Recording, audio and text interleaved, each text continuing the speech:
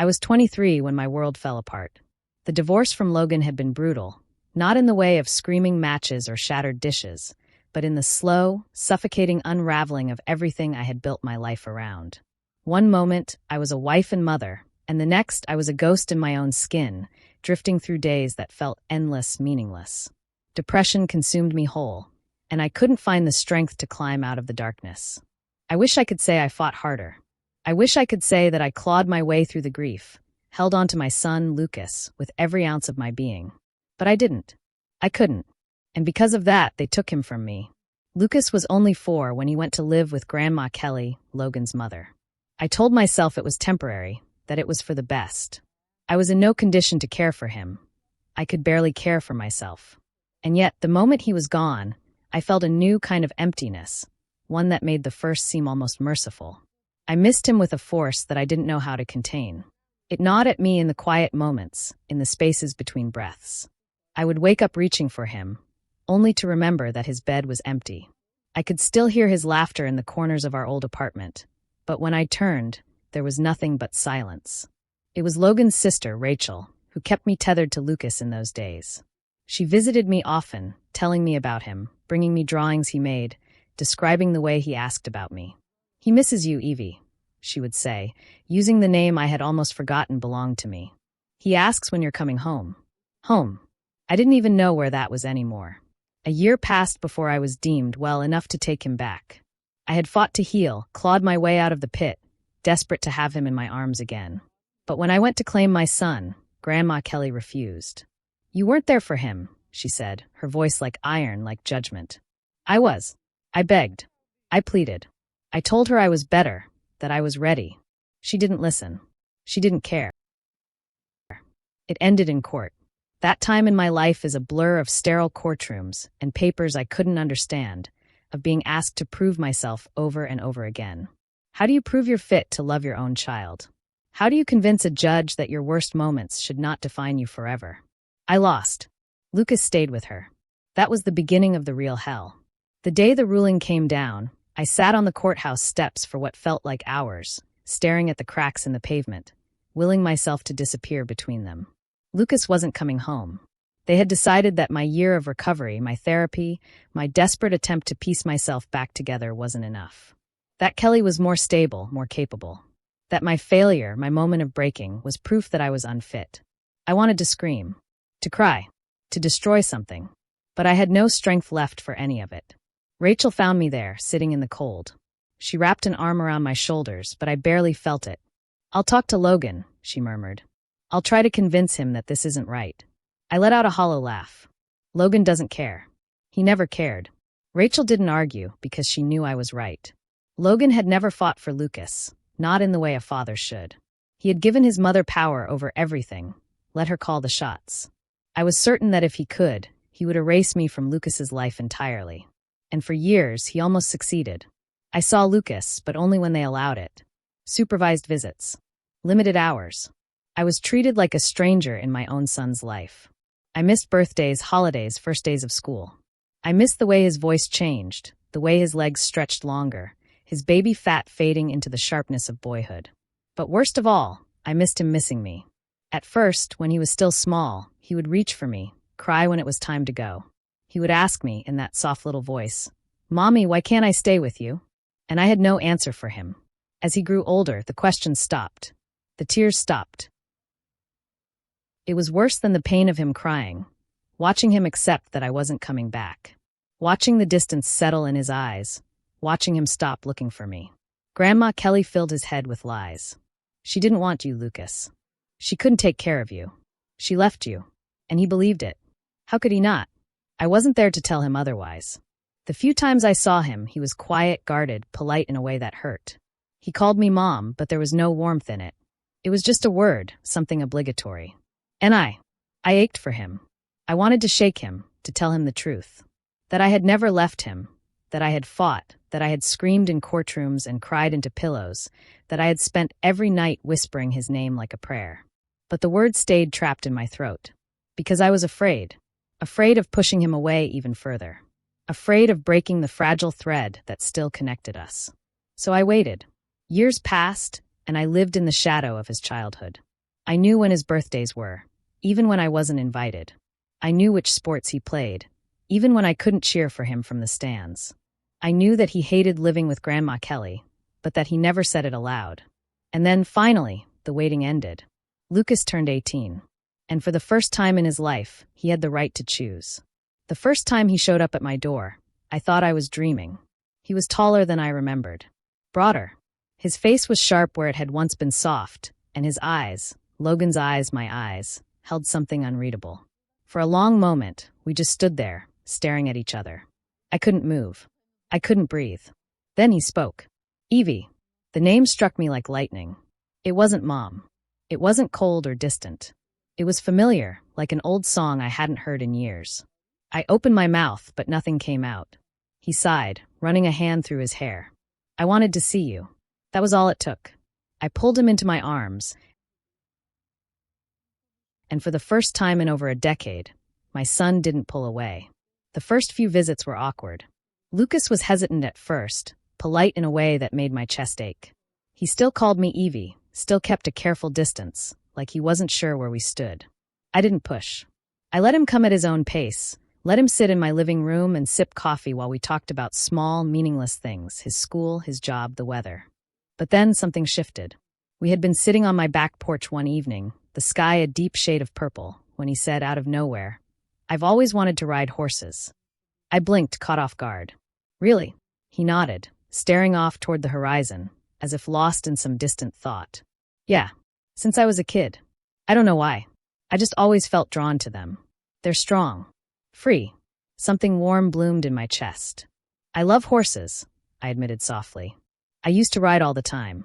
Lucas turned to look at me, his expression unreadable. You did. I smiled. I still do. One of my closest friends owns a horse school. I used to compete when I was younger, before I had you. He exhaled sharply, shaking his head. I didn't know that. There was something in his voice, something regretful, something that made my stomach twist. I wanted to tell him it wasn't his fault, that he had been fed lies for years, that I had wanted nothing more than to share these things with him. But I didn't. Instead, I placed a hand over his and squeezed. We have time now, I said. It's not too late. His eyes flickered with something, relief maybe, hope. And so, a few days later, I surprised him.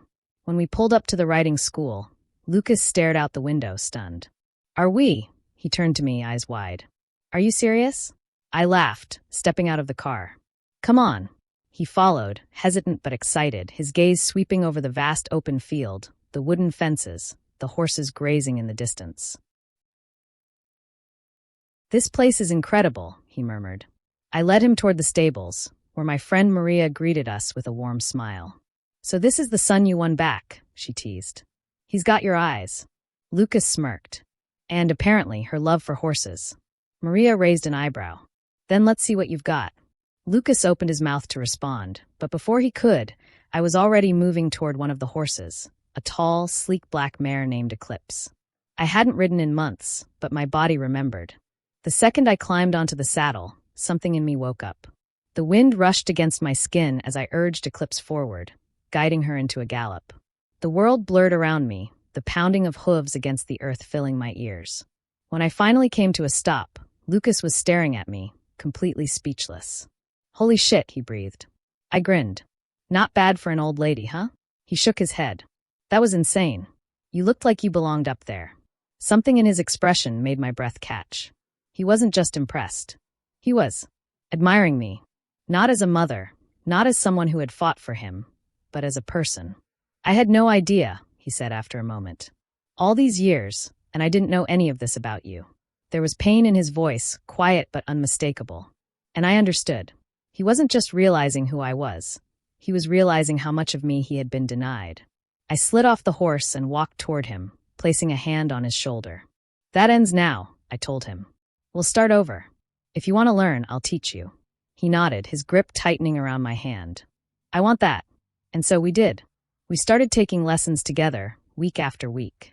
At first, Lucas was hesitant, but he learned quickly. He had a natural ease with the horses, an instinct that reminded me of myself when I was younger. This is the most freedom I've ever felt, he admitted one afternoon, as we rode side by side along the open field. I smiled, watching him. Now you understand why I love it so much. He glanced at me, something unreadable in his expression. I understand a lot of things now. The more time we spent together, the more the walls between us crumbled. Lucas began opening up in ways he never had before. He told me about Kelly's rules, the way she controlled everything in his life. How he had begged to take writing lessons as a child, but she had refused. She said it was dangerous, he scoffed. She wouldn't even let me near a stable. She always said she was protecting me, but I think she just wanted to control everything. I exhaled slowly, anger simmering beneath my ribs. She told me so many lies, Evie, he said one night. About you. About why you weren't there. He shook his head, eyes dark with frustration. And I believed them. I reached for his hand. You were just a kid, Lucas. Of course you believed her. He swallowed hard. I hate that I did. His voice was thick, his fingers tightening around mine. I miss so much, he whispered. So many years with you. I brushed a strand of hair from his forehead. We have now. He met my gaze, something fierce in his eyes. And I won't waste it. As the months passed, our bond deepened. Lucas started coming over more often, staying late into the evening. We rode together, cooked together, sat on the porch talking for hours. One night, as we sat by the fireplace after a long day at the stables, he turned to me and said something that made my breath catch. You're my ideal, Evie. I frowned, caught off guard. What do you mean? His gaze was steady. You're strong. You fight for what you love. You never give up, even when the world tries to take everything from you. My throat tightened. He sighed, rubbing the back of his neck. I don't just admire you as my mom. I admire you as a person, as someone I want to be like.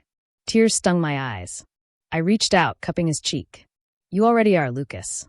He leaned into my touch, his eyes soft. I just wish I'd known sooner. I smiled, though my heart ached for all the lost time. We'll make up for it. And we did. We had lost so much. But we had found each other again. And that was enough.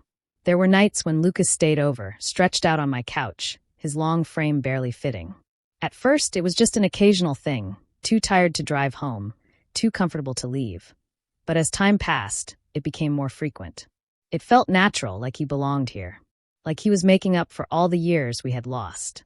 One evening, after another long day at the stables, we sat on the porch, the warm breeze wrapping around us. The stars flickered above, and the soft chirping of crickets filled the silence between us. Lucas rested his hands behind his head, staring up at the sky. I never imagined my life would be like this, he murmured. I glanced at him. Like what? Free. His voice was quiet, thoughtful, and it sent a pang through my chest. She controlled everything, he continued. What I ate, what I wore, what I liked. And I let her. I didn't know any better. I felt my nails dig into my palms. The anger I had carried for so many years, anger at Logan, at Kelly, at the court system that had stolen my son, rose again, hot and bitter. I hate her, he admitted. I hate them both for what they did to you. I sighed. Hating them won't change the past. Lucas turned to me, his expression dark. I know, but it doesn't stop me from feeling it. He exhaled sharply, running a hand through his hair. I spent my whole life thinking I had to follow her rules, that she knew what was best. But now I see the truth.